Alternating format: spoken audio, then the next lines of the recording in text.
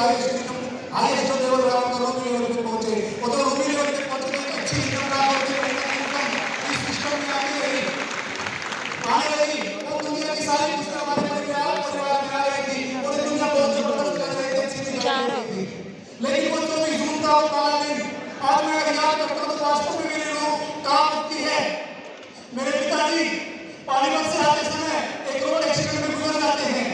और उस जो खबर हमें मिलती है तो मेरे परिवार को मैं बता नहीं पाता, तो जाते वहां जाके देखते हैं तो कुछ नहीं पाता, पता चलता पिताजी गुजर गए हैं। 24 जून 2010 का वो दिन अगर हमारे परिवार की बात करूं तो मैं याद करके रोता हूं, और मुझे कुछ नहीं सूझता मैं क्या करूं क्या नहीं करूं। 2 से 2.5 महीने मैं उन दिनों पढ़ता था, जब मेरे पापा इस हाथ से जो करते थे उन दिनों पढ़ता था, मेरी उम्र 30 साल की थी, और वो गुजर गए तो मैं एक होता है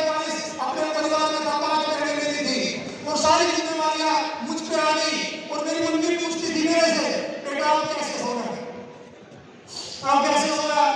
तो मेरे पास कोई जवाब नहीं होता था, और हम दोनों हमारे बहनें और मेरी मम्मी बैठ के रोती थी।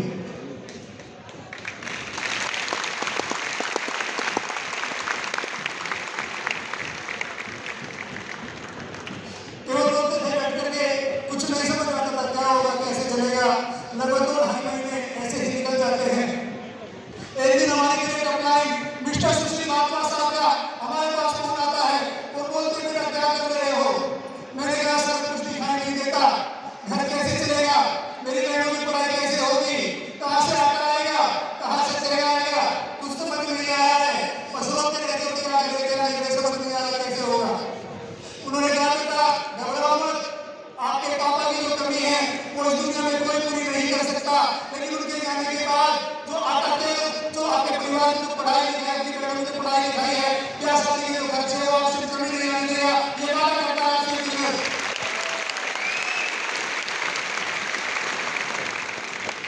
और तुम्हारे पापा कुछ ऐसा काम करके गए हैं कि अपनी लाखों में महीना की इनकम आप लोगों के बैंक अकाउंट में आ रही है। जब उन्होंने ऐसा कहा तो कोई विश्वास नहीं हुआ, लगता है ऐसा कुछ हो सकता होगा, ऐसा बिल्कुल नहीं था। और ये बात मैंने अपनी मम्मी से जाके कही कि आज तो सर का फोन आया था, और वो बोलते थे कि आपके अकाउंट में भी लाखों में महीना की इनकम आ रही है, क्या कुछ ऐसा हो सकता है मम्मी जी। उन्होंने कहा बेटा तुम्हारे पापा एक बात बोलती थी, मैं अक्सर मीटिंग में उनके साथ जाती थी, तो एक बात बोलते थे अगर अपने बच्चों से सच्चा प्यार करते हो तो इस साल से बिजनेस को जरूर कर लेना।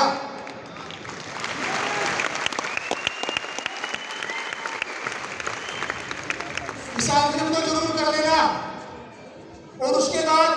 उन्होंने कहा हो सकता चलो कल जाके बैंक में देखते हैं, ऐसा हुआ तो बहुत सारी समस्या प्रॉब्लम जो परिवार में आ रही है जो दिखाई दे रही है दूर हो सकती है। एक दुख जरूर है कि तुम्हारे पापा नहीं है, बहुत बड़ा दुख है, लेकिन उसके बाद एक समस्या होती है, एक जिम्मेदार करने वाला चला जाता है तो उस परिवार में एक बहुत बड़ी समस्या पैदा हो जाती है कि अब आपका क्या होगा। हम अगले दिन बैंक में जाते हैं, बैंक में जाने के बाद जैसे हम बैंक में एंटर करते हैं तो जो बैंक मैनेजर थे वो मेरे पापा के अच्छे दोस्त थे, और जैसे हम बैंक में घुसे तो बोलते बेटा आज पापा नहीं आए क्या, 2-2.5 महीने से पापा नहीं दिखाई दे रहे हैं। मैंने कहा सर जैसे वो ऐसा बोलते हैं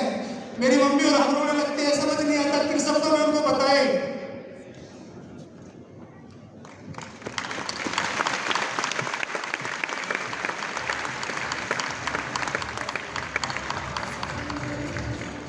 फिर वो लोग हमें चुप कराते हैं, पानी पिलाते हैं और बेटा बोलते हैं कि जो होना था, जो भगवान को मंजूर है वो हो गया है, लेकिन हम तुम्हारी क्या मदद कर सकते हैं। हम पानी पीते हैं, उसके बाद बोलते हैं सर एक बार हमें ये बता दीजिए कि हमारे सीनियर साथी बताते हैं कि अपनी लाख रुपए महीना की अर्निंग आपके अकाउंट में आ रही है, क्या पैसा भी सच में आ रहा है।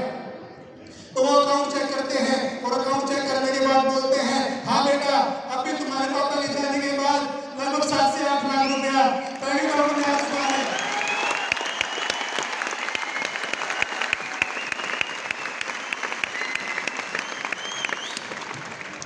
तो उन्होंने ऐसा कहा तो वास्तव में दोस्त मैं बता नहीं सकता, मेरे पास शब्द नहीं है कि दुनिया जो एकदम नरक लगने लगी थी, पता नहीं मैं कैसे अपनी बहनों की शादी कर पाऊंगा, कैसे मैं परिवार को चला पाऊंगा, दिखाई नहीं देता था। रूह कांप जाती थी। अगर मैं आज भी आरसीएम से अगर अपने आप को जुदा करता हूं तो मेरी रूह कांप जाती है कि जीवन कैसा होगा।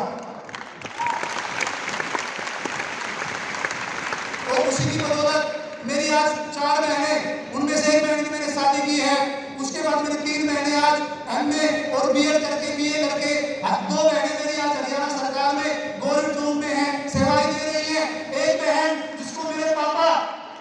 मेरे पापा सपना देखते थे कि इस बच्चे को मैं प्लेयर बनाऊंगा, इस बच्चे को प्लेयर बनाऊंगा, उसमें मेरी बहन लगभग 4 से 5 साल की थी। लेकिन ये जो गुजरने के बाद मेरी बहन को मैंने कहा वो प्लेयर थोड़ा गेम में आगे बढ़ी, थोड़ा उम्र बढ़ी, तो मैंने उसको गेम में डाला और गेम में डालने के बाद जो गेम की जरूरत होती थी